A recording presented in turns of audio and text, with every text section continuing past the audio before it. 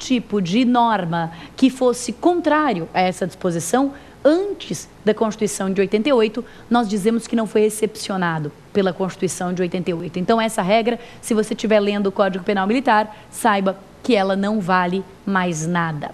Tá ok? Pois bem, então nós já vimos qual é a idade. Repita comigo, é aos 18 anos. Não é nem aos 16, não é aos 21, nunca foi, é aos 18 anos. A segunda pergunta que a gente tem que responder é: em que momento deve ser verificada a idade? Como assim, em que momento? Vem cá, eu vou te explicar. Existem crimes em que existe um lapso temporal entre a conduta e o resultado. Os crimes materiais, aqueles crimes que precisam de resultado para estarem consumados, podem apresentar um intervalo de tempo. No momento foi a conduta e no outro momento foi o resultado. Então hoje eu dei o tiro e a vítima morreu daqui a 2 meses. A minha pergunta é: em qual desses momentos eu devo checar se o sujeito era maior ou era menor de 18 anos de idade? Ele dá o tiro aos 17 e a vítima só vai morrer depois que ele já fez 18. Ele é considerado imputável ou ele é considerado inimputável? Ele é responsável ou ele é irresponsável pelo que fez?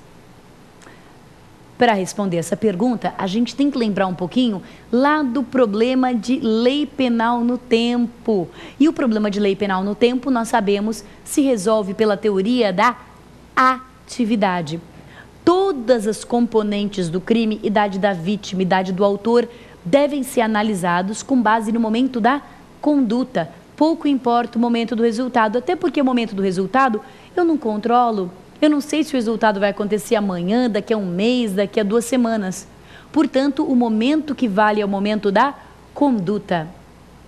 Resposta: se eu tinha 17 anos quando dei o tiro e tinha mais de 18 quando a vítima morreu, eu sou considerada inimputável, não imputável. Não vou receber as medidas do Código Penal e sim as do Estatuto da Criança e do Adolescente, que também tem medidas de caráter sancionatório, mas são diferentes daquelas do Código Penal, ok? Muito bom. Segunda ou terceira indagação. Então, nós já vimos quando se atinge a idade, é aos 18 anos. Nós já vimos em que momento deve ser conferida a questão da idade. É no momento da atividade. A próxima questão é: e aquela idade que é chamada a menoridade relativa? Entre os 18 e os 21. Porque veja, como é que fica a situação? Menor de 18 é inimputável. Vale ali, né, a inimputabilidade, o ECA. O maior de 18 é imputável. Mas se ele for maior de 18 e menor de 21, tem alguma vantagem? Recebe algum benefício? Olha isso, porque muita gente se confunde. Aquela pessoa que tem entre 18, ou seja, 18 para cima e menos do que 21, ainda não completou, ainda não fez aniversário de 21 anos, tem pelo Código Penal 2 benefícios. Eu chamo de benefícios, mas na verdade é uma nomenclatura um pouco inadequada, né? São direitos subjetivos que são assegurados pela lei. Essa idade, tudo bem? Entre 18 e 21, dá para a pessoa que tem essa idade, no momento da atividade, 2 direitos. Quais são eles?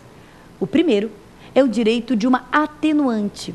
É uma circunstância atenuante ter entre 18 e 21 anos, quer dizer, ter menos do que 21 na data da conduta. Você está lembrado do caso da Suzane, que aí alçou a mídia, ficou um caso de grande notoriedade? A Suzane, no momento da conduta da qual ela foi acusada, da morte dos pais, ela tinha 19 anos de idade. E é por isso que ela teve uma atenuante que os outros rapazes não tiveram, porque ela tinha essa idade chamada menoridade relativa. Então, primeira consequência da menoridade relativa, anota aí, primeira consequência é essa atenuante. Segunda, a segunda consequência dessa idade chamada menoridade relativa é o prazo prescricional. Você sabe que prescrição é o tempo que o Estado tem para punir determinada pessoa, não é? Quando uma pessoa comete um crime, o Estado não tem todo o tempo do mundo para punir. Isso por diversas razões. Quando a gente estiver aí falando de prescrição, nós vamos esmiuçá-las. Mas a prescrição é o tempo que o Estado tem para me punir pelo que eu fiz. Pois bem, esse prazo prescricional, no caso da menoridade relativa, é cortado pela metade. É cortado pela metade. Então, deixa eu te dar o exemplo de novo da Suzane. O crime que ela, em tese, cometeu foi um crime de homicídio. O homicídio prescreve em 20 anos. Para o Christian e para o Daniel, o homicídio prescreve em 20 anos. É o que diz a lei, o artigo 109. Mas para a Suzane, o homicídio prescreve em 10. Por quê? Porque ela era menor de 21 na data do fato. Ah, mas ela não é mais. Não importa. Se ela era menor de 21 na data do fato, o prazo prescricional dela cai pela metade. Muito bom. Nós já aprendemos quase que tudo a respeito da idade. Vamos falar aqui no finalzinho do nosso programa sobre aquele tema polêmico que é a redução da menoridade penal. É possível a redução da menoridade penal? É viável a redução da menoridade penal? A menoridade penal vai até os 18 anos e isso é um preceito constitucional. Isso está previsto lá na Constituição. Acontece que existem duas posições a respeito da possibilidade de haver uma modificação quanto a isso. Todo mundo concorda que tem que ser por emenda à Constituição. Não dá para ser por mera lei ordinária, tem que ser por emenda à Constituição. Agora, existem duas posições. Uma primeira posição, que é defendida, por exemplo, pelo Guilherme de Souza Nutti, um eminente penalista aqui paulistano, aqui do estado de São Paulo, defende que é possível reduzir a menoridade penal para 16 anos, né? No Código Penal Militar já estava ali 16 anos. Você sabe que no nosso Código de 90, eu digo 1890, no Código da República, a idade penal ia até os 14. Dos 9 aos 14 não tinha como provar, antes dos 9 muito menos, mas dos 9 aos 14 não havia como fazer prova em contrário. Mas a partir dos 14, se o camarada tivesse discernimento, eu podia impor a ele uma pena de maiores. Aliás, a menoridade penal é um dos temas que mais se modificam pelo mundo, né? Se a gente fizer uma seleção de direito comparado entre vários países, cada país adota um critério. Agora, no Brasil, seria possível modificar? Primeira posição, sim, seria possível modificar. E são dois os argumentos.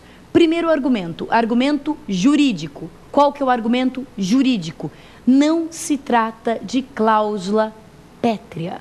Não se trata de cláusula pétrea. Que é isso, cláusula pétrea? Você sabe que determinados temas ali na Constituição não podem ser modificados. Determinados temas têm que continuar tal como foram postos pelo Constituinte originário. Não podem ser modificados nem por emenda à Constituição. Dentre as cláusulas pétreas estão lá os direitos e garantias individuais que estão no artigo 5º da Constituição. Os direitos e garantias individuais, o artigo 5º da Constituição, não pode ser modificado porque se trata de cláusula pétrea. Pois bem, a primeira posição diz que a idade penal, por estar no artigo 228, não está no 5º, está no 228, não é cláusula pétrea. Então, poderia tranquilamente ser modificado. Não é cláusula pétrea, poderia tranquilamente ser modificado. E politicamente, então juridicamente não haveria nenhum problema, não é cláusula pétrea. E politicamente seria recomendável. E qual que é o argumento político, o argumento ético? O argumento ético é de que em 40, quando o código foi editado, em 40 e depois, enfim, a idade, o acesso à informação, a maturidade aconteciam muito depois.